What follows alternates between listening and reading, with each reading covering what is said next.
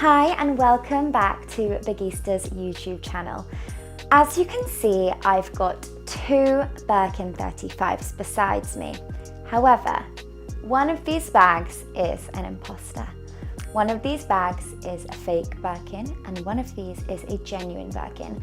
And I'm about to run you through all the things we look for when authenticating a bag and just how we spotted the fake. So stay tuned to see how to spot a fake Birkin for yourself.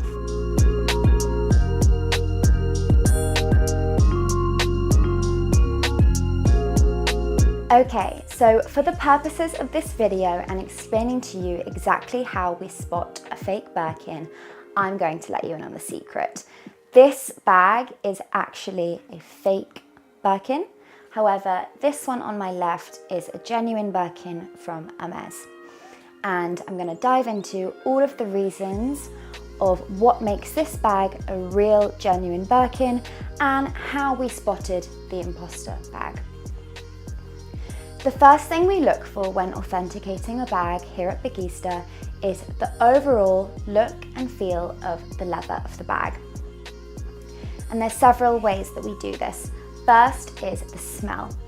Genuine Hermès leather has a very beautiful smell. It smells rich, it has elements of spices to it, and it does smell like beautiful leather, like going into a leather boutique.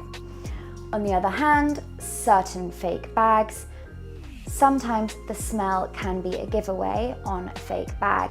Any rubbery smell or any traces of any chemicals in what you're smelling is an immediate red flag when it comes to authenticating a bag. The next thing we can look at when authenticating a bag is the leather itself. As you can see, this genuine Birkin besides me is in Togo leather. The grain is even, it is fairly small, although Togo grain size can vary. This one is very even. You can see veining throughout Togo leather, and it always has a matte finish when brand new. Over time with aging, it can develop a slight shine, however, it will never be as shiny as this bag on my right. This bag has a very shiny, waxy finish, which is too shiny for genuine Hermès Togo leather. And also, as you can see, the grain is very, very large in comparison to the genuine Birkin on my left. As I said, the grain size on Togo leather can vary. However, this is too large for genuine Togo leather, and this also flagged up this bag to us. The next thing we would look to would be the hardware of the bag. So, as you can see here, this is the first hardware we would look at when authenticating a Birkin. We would be able to tap this and get a sense of the weight of the hardware and also if it has any hollowness inside. A lot of the time we see on fake Birkins that the hardware isn't as heavy as it should be. It sometimes can be hollow on the inside, and these things can give it away as a fake bag. In addition, the hardware is engraved in the center of the bag.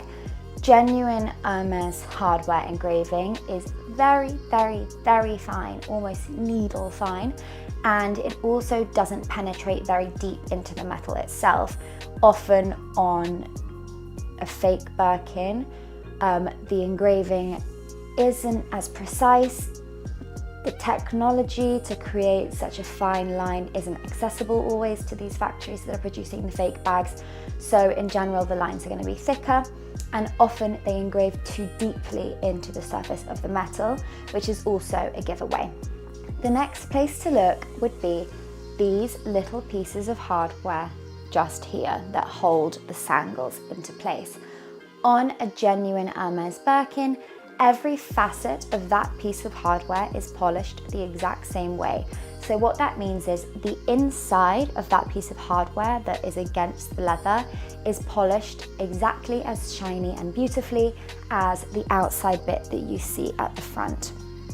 Often on a fake Birkin, the manufacturers creating these bags may not be looking at details as small as that, and often it can be a giveaway because the inside that holds the sangle into place isn't as shiny or polished as the outside, which is a red flag. The next thing to look at is the feet of the bag. Hermès feet on a Birkin are ever so slightly tapered, meaning they're slightly wider at the top than they are at the bottom. Often on a fake Birkin, this isn't the case and they're completely dead straight, the exact same width at the top and the bottom, which is another red flag. Another thing to look for is a genuine Hermès Birkin is made in a way that when the bag is placed firmly on its base on a flat surface, the leather should drape ever so slightly in the middle, meaning that this seam along the bottom of the bag should not be visible in the center of the bag.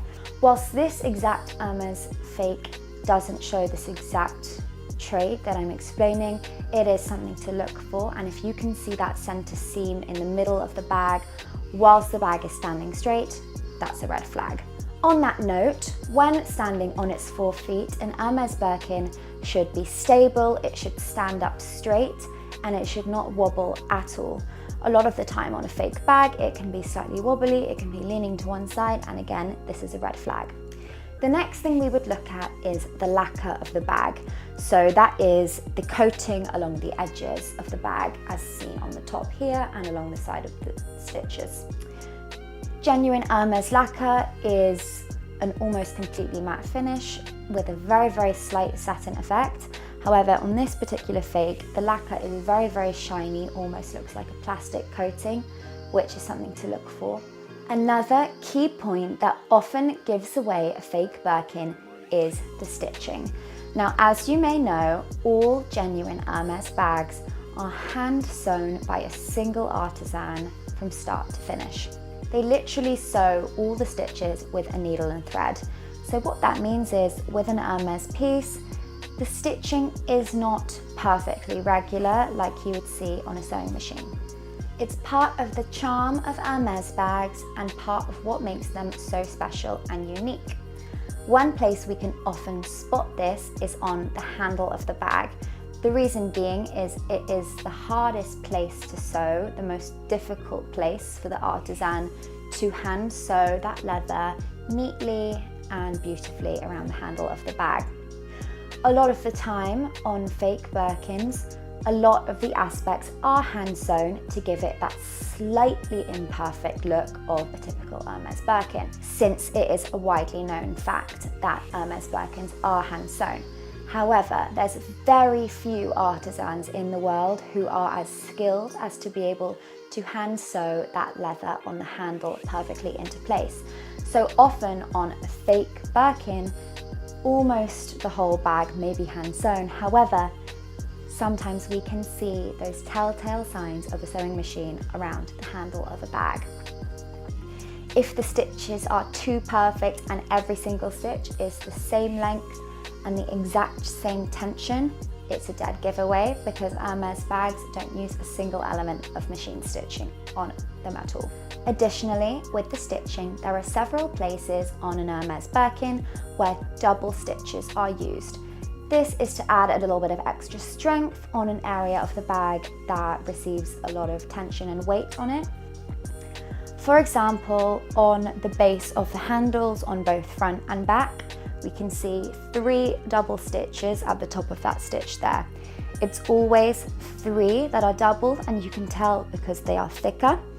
And we also see it on the back of the sangles at the back of the bag. A lot of the time on a fake Hermès Birkin, those 3 stitches are not present, or sometimes there can be 1 double stitch or 2 double stitches, or sometimes they'll only do it on the back of the bag and not the front and back of the bag. So these are things to look for, again, when authenticating a Birkin. Another thing to look at is the foil stamp on an Hermès bag. The Hermès stamp is very, very neat, and initially we can tell between these 2 bags because the stamp on this bag is far too wide and the spaces between each letter is far too big. However, a lot of the time the sizing is correct on a stamp. However, with a microscope we can tell immediately. This is because Hermès has access to the most high technology and expensive machines in the world when it comes to foiling and stamping into leather. They use such fine foiling and stamping, and when you look at an Hermès stamp with a microscope, it is very, very neat. There is no bleeding of the gold foil around the stamp whatsoever. However, without access to these incredibly expensive machines, it's almost impossible to stamp on leather so tinily without the foil bleeding around. And if you took a microscope to pretty much any fake Birkin, you would immediately see bleeding and messiness around those crisp lines. Another thing, of course, to look at is the weight and measurements of the bag. All Hermès bags, depending on their leather and size, can vary ever so slightly in weight. After all, they're made of leather, which is an animal product, and can vary ever so slightly.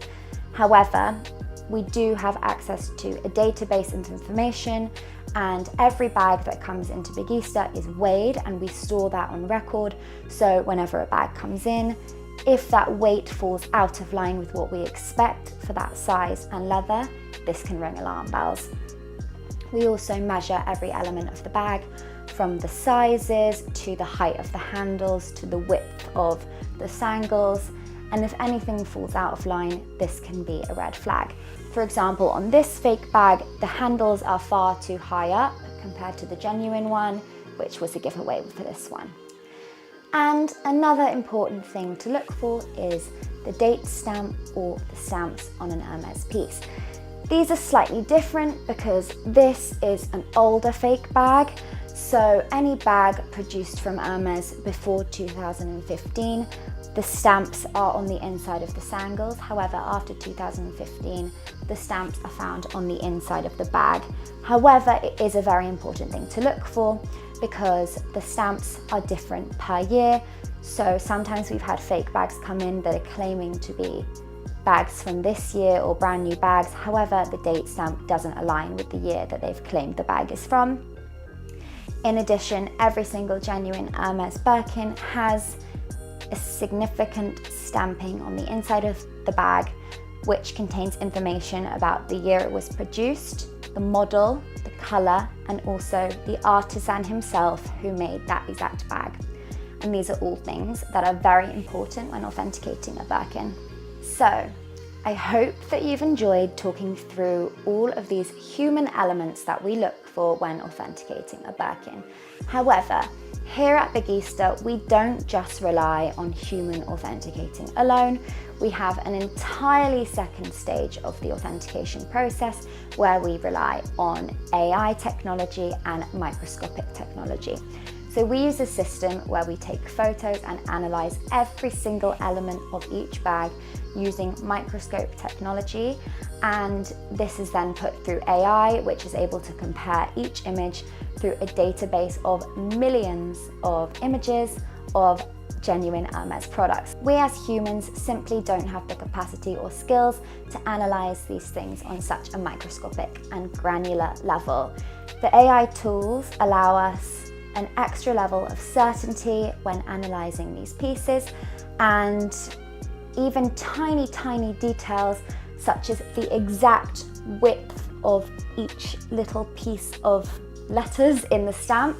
They're able to digest all of this information and compare it with a database of millions of images of genuine pieces, and anything that falls out of line with what is expected flags this up in our system. This system analyzes every detail microscopically, from the stitching to the grain of the leather, to the stamps, to the date stamps, to the grain of the leather on the inside of the bag, to the Hermès stamps on the zip hardware that are very hard to see because they're inside the bag.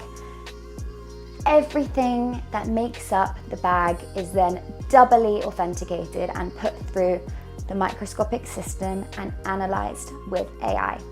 So when you buy a bag from Bigista, you can have absolute certainty that you are buying the real deal. We don't mess around here. Thank you so much for watching. I hope you've enjoyed watching this video and learning a little bit more about how to spot a fake Birkin. Now, if you're still unsure, at Bagista we do offer an authentication service. So if you have a Birkin or any other kind of bag and you want to check if it is authentic, you can bring it into Bagista and we can let you know. And if you're looking for a Birkin of your own, we also do sell a beautiful